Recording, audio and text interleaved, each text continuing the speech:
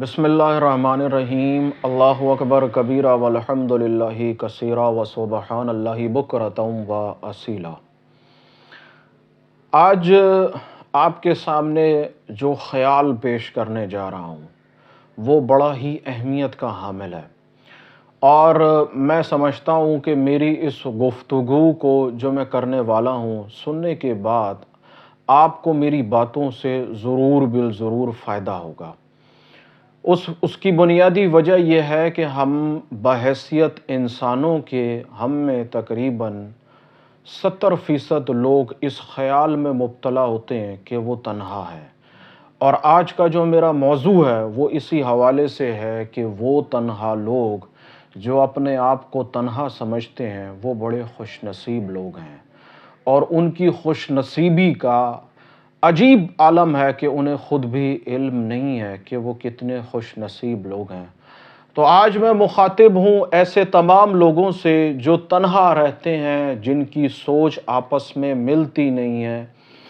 وہ کہیں چلے جائیں زندگی میں، وہ کسی مقام پر چلے جائیں، وہ تنہائی کا احساس کرتے ہیں، اور تنہائی کا یہ احساس جو ہے وہ ان کے اندر موجود رہتا ہے۔ ہزاروں لوگوں کی محفل بھی اگر سج جائے تو وہ اس کے اندر اپنے آپ کو تنہا محسوس کرتے ہیں، وہ دوستوں کے اندر اپنے آپ کو تنہا محسوس کرتے ہیں، وہ اپنے گھر والوں کے درمیان اپنے آپ کو تنہا محسوس کرتے ہیں۔ اگر وہ کسی محفل میں چلے جائیں، وہ کسی ایسی جگہ چلے جائیں جہاں ان کو ان کی سوچ کے مطابق لوگ نہ میسر آئیں تو وہ تنہائی محسوس کرتے ہیں، اور ان کی تنہائی کا عالم در حقیقت باہری دنیا سے نہیں ہوتا۔ ان کی تنہائی کا جو عالم ہے، ان کی تنہائی کی جو کیفیت ہے وہ اندرونی طور پر ہوتی ہے۔ مثلا لوگ اپنی کامیابی پر خوش ہوتے ہیں، کوئی زندگی کا ٹارگٹ اچیو ہو جاتا ہے تو خوش ہوتے ہیں، زندگی کے کسی امتحان میں پاس ہو جاتے ہیں، کامیاب ہو جاتے ہیں تو خوش ہوتے ہیں، کوئی چیز انہیں کوئی نعمت میسر آ جاتی ہے تو خوش ہوتے ہیں۔ لیکن ایسے لوگ جو تنہا ہوتے ہیں ان کو ان تمام معاملات میں، ان تمام باتوں میں بھی خوشی کا احساس نہیں ہوتا۔ وہ ڈھلتی شام میں تنہا ہو جاتے ہیں۔ وہ ان کی تنہائی کا عالم اس وقت عروج پر ہوتا ہے جب مخلوق سو جاتی ہے۔ رات کا جو آخری پہر ہے یا جو رات کا پہر ہے وہ ان کے لیے انتہائی تنہا ہوتا ہے، اور اس تنہائی اور کمی کے اندر وہ اکثر اوقات یہ سوچتے ہیں کہ شاید وہ نارمل نہیں ہے، کیونکہ ان کو یہ بات سمجھ نہیں آتی کہ کیوں وہ دوسروں کی طرح ہنستے نہیں ہیں، دوسروں کی طرح بولتے نہیں ہیں، دوسروں کی طرح گھومتے پھرتے نہیں ہیں، کیوں وہ دوسروں کی طرح لوگوں کے اندر گھل مل نہیں جاتے۔ ایسا کیوں ہوتا ہے کہ وہ اپنی ایک ان کی حدود ہے، ان کی شخصیت کی ایک حدود ہے، نہ وہ کسی کو اس کے اندر آنے دیتے ہیں، نہ وہ خود اس حدود کو کراس کرتے ہیں۔ ایک دائرہ انہوں نے اپنی ذات کے گرد بنا رکھا ہے، جس دائرے سے وہ چاہ کر نہ خود نکل پاتے ہیں، نہ کوئی انسان کو وہ چاہتے ہیں کہ وہ اس دائرے کے اندر آ جائے۔ تو یہ ایک ایسی عجیب کیفیت ہے جس کے اندر انسان بعض اوقات، میں سمجھتا ہوں، میرا مشاہدہ یہ ہے کہ جتنے لوگوں کا مشاہدہ یا جو مشاہدات میں نے کیے کہ اکثر لوگ اپنے آپ کو نفسیاتی مریض سمجھنے لگ جاتے ہیں، کیونکہ ان کو زندگی کے اندر کسی چیز میں خوشی کا احساس ہی نہیں ہوتا۔ یہ تمام تر کیفیات جن لوگوں میں پائی جاتی ہیں یا اس سے ملتی جلتی جن لوگوں میں پائی جاتی ہیں، میں ان تمام لوگوں سے آج مخاطب ہوں، اور میرا مخاطب ہونا ان کو در حقیقت اس بات کا احساس دلانا ہے کہ آپ بڑے خوش نصیب لوگ ہیں۔ آپ کی خوش نصیبی اور خوش بختی کا عالم کیا ہے وہ میں آج آپ کو بتاؤں گا۔ اب کیا ہوتا ہے، ہماری تنہائی کی ایک وجہ یہ بھی بنتی ہے کہ جیسا ہم سوچتے ہیں، جیسا ہم سمجھتے ہیں، یا جیسی ہماری نگاہ کا زاویہ ہے، وہ سمجھنے والا، وہ سننے والا، وہ دیکھنے والا ہمارے پاس کوئی دوسرا انسان موجود نہیں ہوتا جس کو ہم اپنی دل کی کیفیات بتا سکیں، اپنی نگاہ کا زاویہ بتا سکیں۔ کیوں کہ ہم ویسا سوچتے ہی نہیں ہیں جیسا دوسرا انسان سوچ رہا ہوتا ہے۔ مثلاً ایک عام انسان کی سوچ کچھ اور ہوتی ہے کسی بھی مسئلے کے حوالے سے، لیکن میری سوچ کچھ اور ہے اس مسئلے کے حوالے سے۔ میں اپنی سوچ اس لیے سامنے نہیں رکھ سکتا ہوں کہ میری بات کوئی سمجھے گا نہیں، مجھے نظر انداز کر دے گا دوسرا، یا وہ مجھے یہ سمجھے گا کہ یہ شاید پاگل ہو گیا ہے یا یہ انسان کیسا عجیب سوچتا ہے۔ تو میں بعض اوقات تنہا اس وجہ سے بھی ہو جاتا ہوں کہ میری سوچ کو سمجھنے والا کوئی دوسرا انسان جو ہے وہ موجود ہی نہیں ہے۔ تو ایسے تمام انسان، ایسے تمام افراد آج آپ سے مخاطب ہوں اور آج آپ کو یہ بتانا چاہتا ہوں کہ ایسا آپ کے ساتھ کیوں ہے، اور یہ تمام تر کیفیات ہونے کی اصل اسباب، اصل وجوہات کیا ہیں۔ سب سے پہلے اپنی اس بات کا آغاز اس بات سے شروع کروں گا، آپ نے ہر قسم کی تنہائی کو محسوس کیا ہے۔ آپ نے جتنی باتیں میں نے ابھی کی، جو کیفیات میں نے آپ کے سامنے رکھی، آپ نے ان تمام باتوں کو محسوس کیا ہے، اور ان تمام باتوں کے بعد آپ سوچتے ہیں کہ آپ ایک تنہا انسان ہیں، آپ ایک بالکل ہی الگ انسان ہیں جو دوسروں میں گھل مل نہیں سکتے ہیں۔ سب سے بڑی تنہائی، میں آپ سے سوال کرتا ہوں، اس زندگی کی سب سے بڑی تنہائی کیا ہے؟ کیا سمجھتے ہیں آپ؟ کیا سوچتے ہیں؟ اس زندگی کی سب سے بڑی تنہائی کیا ہے؟ اگر آپ کے پاس میرے اس سوال کا جواب موجود ہے تو آپ میرے میسنجر کا لنک، چینل کے ڈسکرپشن میں میرے میسنجر کا لنک موجود ہے، آپ مجھے اپنی وہ کیفیت بتائیں، میں آپ کو بتاؤں گا کہ اس زندگی کی سب سے بڑی تنہائی، جو آپ سوچتے ہیں اس سے بھی کہیں زیادہ بڑی تنہائی، اصل میں کیا ہے۔ میں آپ کو اس کا جواب دوں گا۔ اگر آپ میری یہ ویڈیو دیکھ رہے ہیں اور آپ کی اس گیدرنگ میں یا آپ کی اس سوچ میں اور بھی لوگ ایسے شامل ہیں تو ضرور میری اس ویڈیو کو شیئر کیجئے گا، تاکہ جو بات میں آپ کو بتانے جا رہا ہوں اس سے آپ کو بھی فائدہ ہو اور آپ سے وابستہ باقی لوگوں کو بھی فائدہ ہو۔ سوال میں نے آپ کو چھوڑ دیا ہے کہ اس زندگی کی سب سے بڑی تنہائی آپ کے مطابق کیا ہے۔ چینل کے ڈسکرپشن میں میرے میسنجر کا لنک موجود ہے، چاہے مجھے آڈیو کر دیں، چاہے مجھے ٹیکسٹ میں لکھ دیں، میں آپ کو اس کا رپلائی ضرور دوں گا، اور میں آپ کو بتاؤں گا کہ اس زندگی کی سب سے بڑی تنہائی آخر کیا ہے۔ اب آتے ہیں، اگر آپ ان تمام تر کیفیات میں سے کسی ایک کیفیت کے اندر بھی مبتلا ہیں، چاہے وہ کیفیت آپ سمجھتے ہیں، سمجھ پا رہے ہیں، چاہے وہ آپ نہیں سمجھ پا رہے ہیں، آپ میری باتوں پر ضرور غور کیجئے گا، انشاءاللہ تعالی میری بات آپ کو ضرور سمجھ آ جائے گی، اور جو کیفیت آپ کے ساتھ ہے وہ بھی آپ سمجھ جائیں گے۔ دیکھیے، اللہ تبارک و تعالی نے اس روئے زمین پر جتنے انسانوں کو پیدا کیا تھا، پیدا کر رہا ہے اور پیدا کرے گا، ہر انسان روح کے اعتبار سے، جیسے جسم کے اعتبار سے الگ ہے ویسے روح کے اعتبار سے بھی الگ ہے۔ مثلاً ہم اگر جسمانی اعتبار سے کسی کی شبیہ کو اختیار کر لیتے ہیں، مثلاً جیسے ماں باپ جو ہیں ان کی اولاد جو ہے وہ ماں باپ کی شبیہ ہوتی ہے، ان کا پہلو ہوتا ہے، ان کا رخ ہوتا ہے، اور بعض اوقات ایسا بھی ہوتا ہے کہ کچھ بچے جڑواں پیدا ہوتے ہیں تو وہ بھی آپس میں ہم شکل ہوتے ہیں۔ اگر آپ جسمانی اعتبار سے کسی کی شبیہ ہیں، کسی کی آپ شبیہ نظر آتی ہے آپ میں، جیسے ماں کی، باپ کی، یا خاندان میں کسی کی، یا آپ جڑواں ہیں، آپ جسمانی اعتبار سے تو ایک دوسرے جیسے نظر آ سکتے ہیں، لیکن سوچ کا زاویہ، عقل کا زاویہ، اور آپ کے اندر جو آپ کی اصل چیز ہے، روح، وہ ہر لحاظ سے الگ ہے۔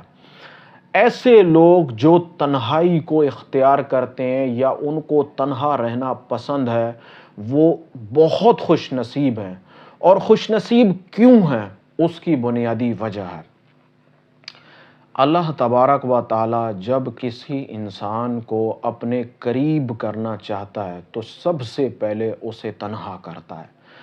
تنہا کرنے کی بنیادی وجہ یہ ہے کہ وہ دنیاوی اعتبار، دنیاوی مشاغل میں، دنیاوی زندگی کے اندر مست نہ ہو جائے۔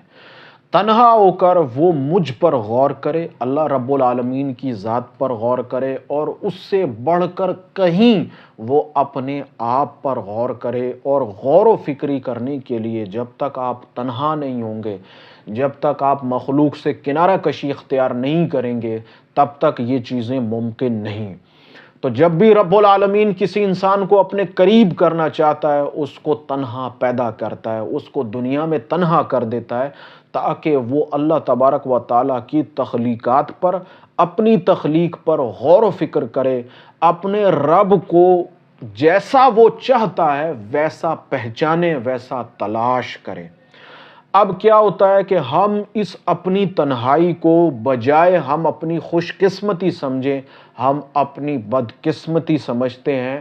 اور میں یہاں بتا دوں، جہاں اس تنہائی کے اندر خوش قسمتی کا پہلو موجود ہے، وہاں یہ پہلو بھی موجود ہے کہ آپ بڑے ہی بدقسمت بھی ہیں۔ پہلے ہم ایک پہلو کی طرف آ جائیں، پھر دوسرے پہلو کی طرف بھی میں آپ کو لے کے چلوں گا۔ تو کیا ہے، اللہ تبارک و تعالیٰ نے آپ کو تنہا کر دیا کہ آپ کے اندر جو قلب ہے وہ حساس ہو جائے، اس کے اندر تمام تر باتوں کا احساس پیدا ہو، وہ مخلوق کو دیکھے اور سیکھے اور سمجھے اور جانے کہ اصل حقیقت کیا ہے۔ وہ پیدا ہوتے ہوئے انسانوں کو دیکھے اور جانے کہ پیدائش کی حقیقت کیا ہے۔ وہ موت کو اپنے قریب سے دیکھے، ایسے انسان جو اس کے ساتھ اس کی زندگی میں تو ہنستے بولتے تھے اور اچانک اس دنیا سے پردہ کر جاتے ہیں، انتقال ہو جاتا ہے، تو وہ انسان دیکھے کہ جب انسان مرتا ہے تو پھر اس کی حقیقت کیا ہو جاتی ہے۔ وہ زندگی کے ان لمحات کو جو تنہا گزار رہا ہے، تخلیقات خداوندی پر غور کرے۔ وہ جتنا ان تخلیقات خداوندی پر غور کرے گا، رب العالمین کے قریب سے قریب تر ہوتا چلا جائے گا۔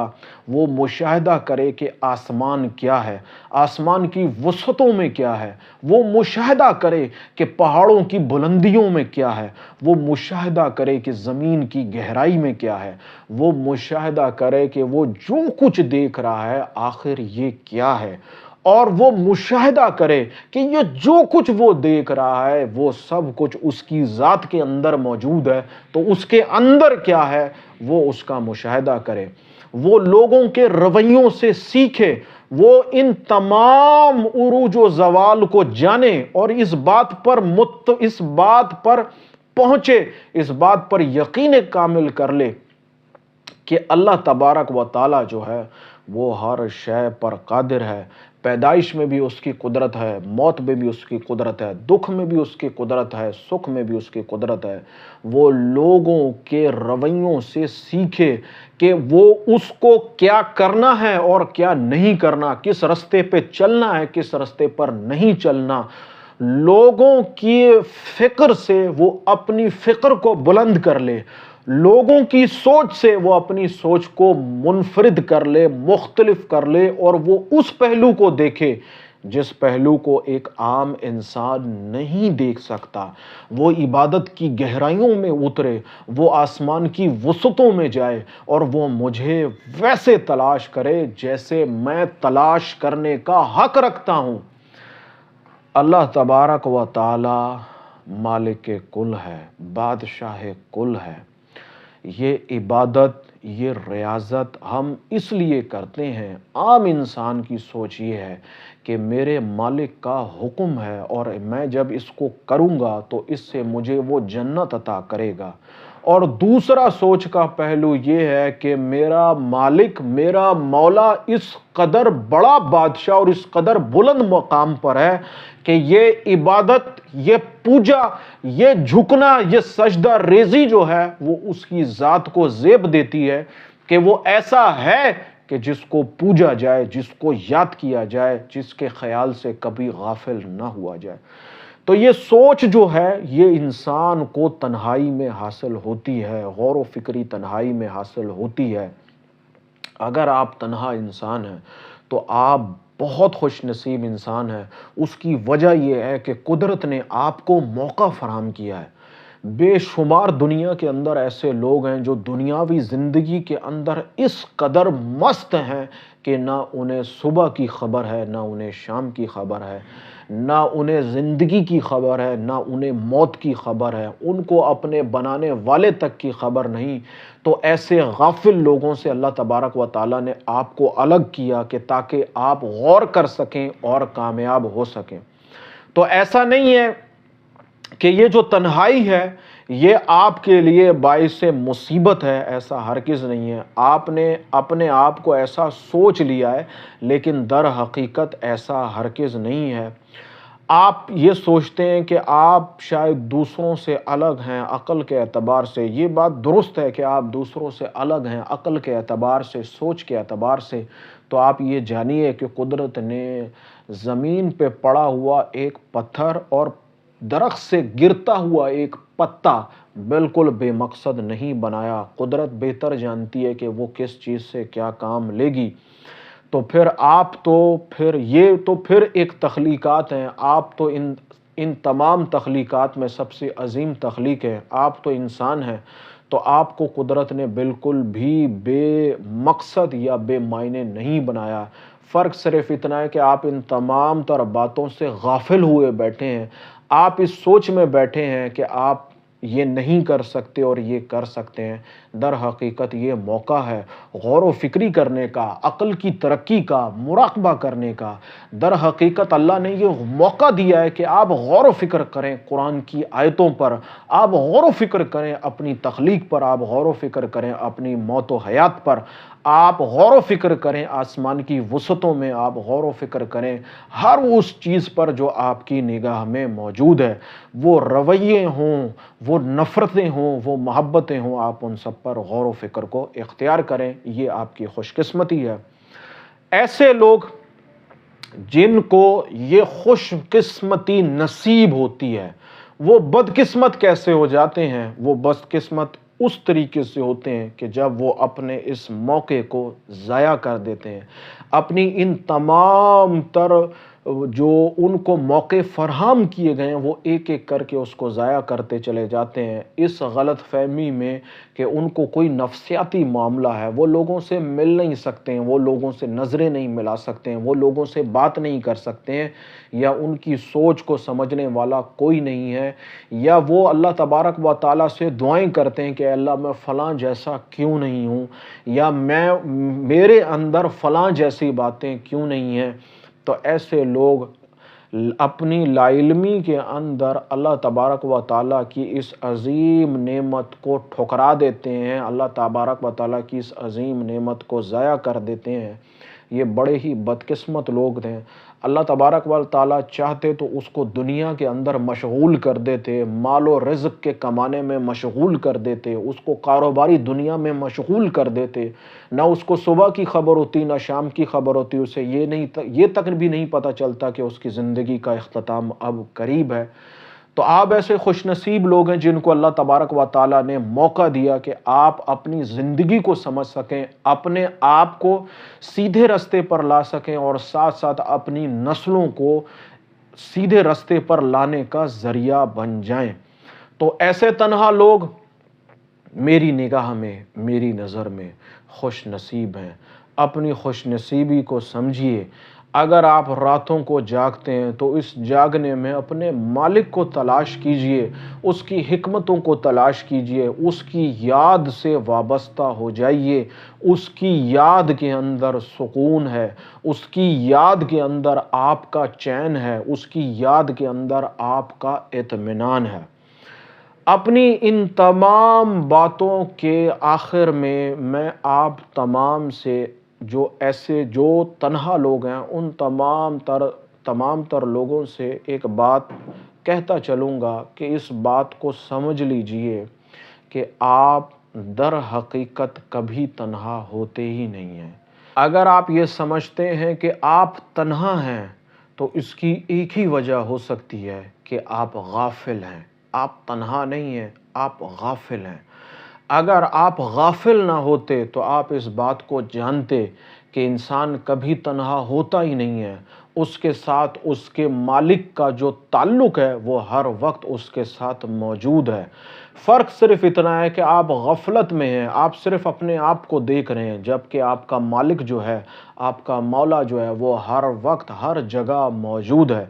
تو آپ اگر سمجھتے ہیں کہ آپ تنہا ہیں تو آپ ہرگز تنہا ہو ہی نہیں سکتے ہیں۔ ان تمام تر باتوں میں ایسا نہیں ہے کہ یہ اختتام پذیر ہیں، ایسا ہرگز نہیں ہے، بلکہ یہ تمام تر باتیں ادھوری ہیں، غور و فکری کی محتاج ہیں۔ آپ جتنا غور و فکر کرتے چلے جائیں گے آپ اس میں مزید گہرائی میں اترتے چلے جائیں گے۔ آج کی اس ویڈیو کا جو مقصد تھا وہ بنیادی طور پر آپ کو ایک خیال دینا ہے، آپ کو ایک سمجھانا ہے، آپ کی ایک تربیت کرنی ہے کہ جو آپ سوچ رہے ہیں وہ درست نہیں ہے، اور حقیقت کیا ہے؟ وہ حقیقت یہ ہے۔